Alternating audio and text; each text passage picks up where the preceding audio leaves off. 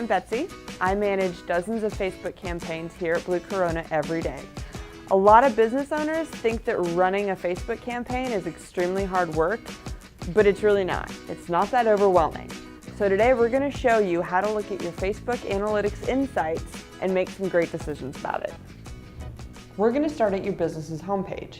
This is where you start everything. It's where you post, it's where you can see your likes, it's where you can see your reach. Over here is where you can see insights from this week. What we want to do is we want to go up to the insight bar, right here. What you're going to see when you first click the insight bar is an overview of everything. That means an overview of your page likes, your post reach, and the engagement. The engagement is how many people are interacting with your posts and with your page. If we scroll down a little bit, you're going to see your 5 most recent posts. This is awesome because you can see how they're all performing. If you see one that's performing better than others, you might want to boost it. Now that gets into the paid advertising stuff, which we'll cover next time. A really fun feature that's in the new Analytics Insights page is the Pages to Watch section. Right here, it's going to compare the performance of your page and posts with similar pages on Facebook. So, like companies, maybe your competitors. There you can see how you're doing compared to them. Now we're going to go through each of the individual reports. You can find your reports up here in the tab bar. We've got likes, reach, visits, posts, and people. Of all 5 of these reports, where you want to start is the likes and the reach. These are going to give you a good baseline indication of how your page is doing. Let's start with likes. This measures your actual page likes, not the in particular likes for your posts. Down here we can see your total page likes as of today. You can also see how they're increasing over time. Now this isn't completely accurate as this doesn't take into account the number of people who have unliked your page. That's where we need to go down to net likes. Net likes shows the number of new likes minus the number of unlikes to give you a really nice measurement of where your page is. You can see down here in the red are the unlikes, and then up here are the paid likes and the organic likes. If you want to get into more detail, you could go down even further. Then you can see where your page likes happen. Do they happen on ads? Do they happen on page suggestions? Or do they happen on your page? If you're using paid advertising, the majority of these likes are going to come from ads.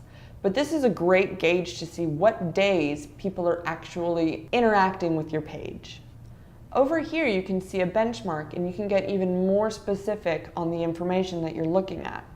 You can categorize it by people who are just doing page likes. You can see when it's happening and how often. You can see when the likes are happening on your page, when it's happening and how often. And you can also see page suggestions, when it's happening and how often. All right, the next report we're going to look at is reach. Now reach is how many people are actually seeing your posts. So let's go down and we'll see the number of people that your post was served to. Right here, it'll show you the day and how many people saw it on that day. This is a great insight for when you're going to post things. If you're posting things at 3 p.m. on a Monday and your post reach is only, 200 people, you should probably change your strategy. And this is the insight that you would use to do it. If we go a little bit further down the page, we'll see likes, comments, and shares. This is another insight that's great for helping you learn when to post. It'll help you see when people are actually interacting with it. Generally, you want to post when you see people interacting the most. If we go down a little bit further, we'll see the hide, report as spam, and unlikes. This is when you can see people who are not liking your posts, people who are hiding it, people who are reporting it as spam. If people are reporting your stuff as spam, you really need to change your strategy. The final section of the reach report is the total reach. This is the number of people who were served any activity from your page, including your posts to your page by other people, your page like ads, mentions, and check-ins. This is where you can gauge overall how many people are seeing what you're doing. The way that the total reach differentiates from the post reach is that this includes everything. This includes how many people share your post, how many people comment on it, how many people share something on your wall. Let's go up to the third report, visits. Visits is a nice report that'll show you how many times your page was viewed. This is a great tool because you can also see what time people are coming to your page, what days people are coming to your page. That can help you decide when to post. If you find that most people are visiting your page on a Wednesday, then you probably want to post things on Wednesday. If you see that no one is visiting your page on a Tuesday, don't waste your time posting on a Tuesday. External referrers is any time that people come to your page from any other website except for Facebook. This can be your page, this can be another random page that referenced your Facebook page. Anytime that someone comes to your Facebook page from somewhere other than Facebook, it'll show up here. Right up here is where you can see where people are coming from. For us, a lot of people are coming from bluecorona.com. It can also come from the search engine like Google. Anytime anyone visits your page from anywhere else, it's shown here. Let's briefly look at posts and people. Your posts are going to show you the insights for each particular post. You can go by when your fans are online, your post types, and the top posts from pages you watch. This is another tool you can use to figure out when to be posting. If you scroll down, you'll see all of your posts. You'll see the type of post it was, you'll see who was able to see it, and how many people actually saw it. Then you can go over to the engagement, how many people interacted with it.